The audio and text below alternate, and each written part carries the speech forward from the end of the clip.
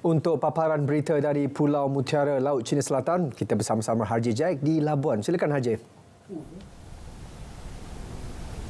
Terima kasih. Lebih 150 nelayan menerima bantuan perikanan bernilai RM145,000 yang disalurkan Lembaga Kemajuan Ikan Malaysia LKIM. Bantuan disampaikan di Kompleks Perikanan LKIM Kian Sam. Inisiatif itu sebahagian program Ramah Mesra Madani bersama nelayan Labuan.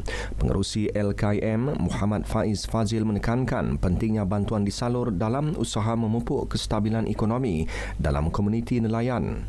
Kita harus menyahut cabaran ini sebagai agensi yang menguruskan perikanan ini, memastikan aktiviti kapal ikan ini diteruskan oleh para nelayan dan kita bagi segala bantuan transport ini sebagai satu galakan dorongan kepada mereka untuk teruskan aktiviti ini dengan enjin baru. Mereka boleh pergi ke laut yang lebih dalam untuk memastikan bekalan ikan yang lebih banyak. Lagi jauh mereka berlayar, lagi banyaklah hasil tangkapan. Jadi ini adalah sebagai bantuan dorongan kepada nelayan yang layak, yang kita rasa perlu dibantu bagi mencapai ajadah keterjaminan makanan. Pakej bantuan itu terdiri daripada 9 unit enjin 15 kuasa kuda, 200 unit perangkap ketam yang diagihkan kepada 40 penerima, juga jaket keselamatan beserta kotak penebat kapasiti 100 liter untuk 49 penerima. Pada program itu turut diadakan pertandingan perahu berhias 52 tahun LKIM disertai 25 nelayan di Labuan. Bukan sahaja menyediakan tempat perlindungan atau kediaman kepada asnaf, malah kesejahteraan isi rumah di Labuan juga diambil berat.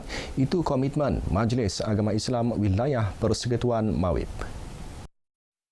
Menurut pemangku Ketua Pegawai Eksekutif Mawib, Datuk Muhammad Nizam Yahya, untuk tahun 2024, pihaknya menyasarkan pelan rumah lebih besar daripada 650 kaki persegi kepada 750 kaki persegi.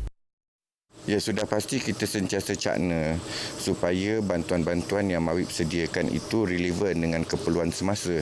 Jadi apa yang Mawib buat, kita buat kajian semula. Ini kita sedia maklum peningkatan kos harga barangan. Jadi kita tambahkan daripada RM70,000 ke RM100,000 bagi setiap sebuah rumah. Beliau menyampaikan replika kunci kepada penerima skim bantuan bina rumah baharu di Kampung Pohon Batu. Terdahulu, Datuk Muhammad Nizam menyampaikan bantuan perikanan enjin dan bot kepada Awang Said Burut 63 tahun dan bantuan peralatan kesihatan kepada Amzad Anak 25 tahun. Sementara itu, kutipan zakat di Labuan mencecah RM10.787 juta tahun ini, melebihi RM10.5 juta yang disasarkan, yang melibatkan 5,789 pembayar zakat. Pengurus Besar Operasi Luar Pusat Pungutan Zakat PPZ Mawib, Fahmi Ismail berkata, hasil kutipan zakat itu memberi manfaat kepada 50,000 asnaf berdaftar di bawah Mawib di Labuan.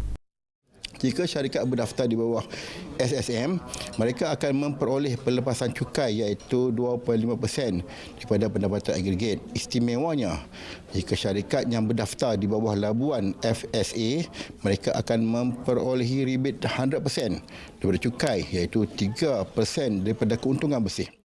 Beliau ditemui pada Majlis Pembayaran Zakat Koperat 2023 dan Majlis Penyampaian Hadiah Kempen Kesedaran Zakat Simpanan dan Wakaf Tunai di Labuan.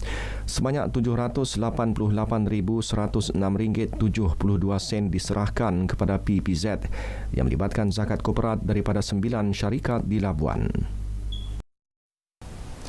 Fakulti Komputeran dan Informatik FKI Universiti Malaysia Sabah, Kampus Antarabangsa Labuan menerima sumbangan $40,000 Amerika daripada Exness Investment Bank Limited.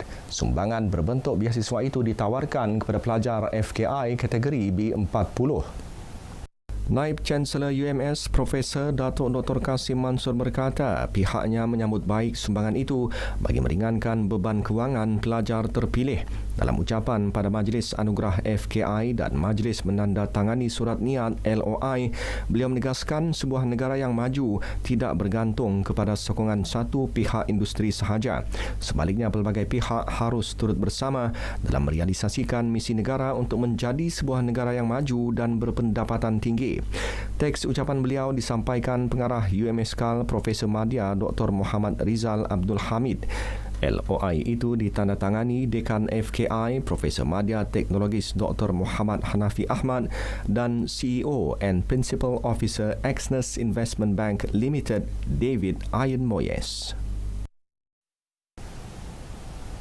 Dengan itu sekian paparan dari Labuan, dari sungai ke segara, Palestin pasti merdeka. Salam Malaysia Menadi. Kembali ke Angkasa Puri. Baik, terima kasih Harjay.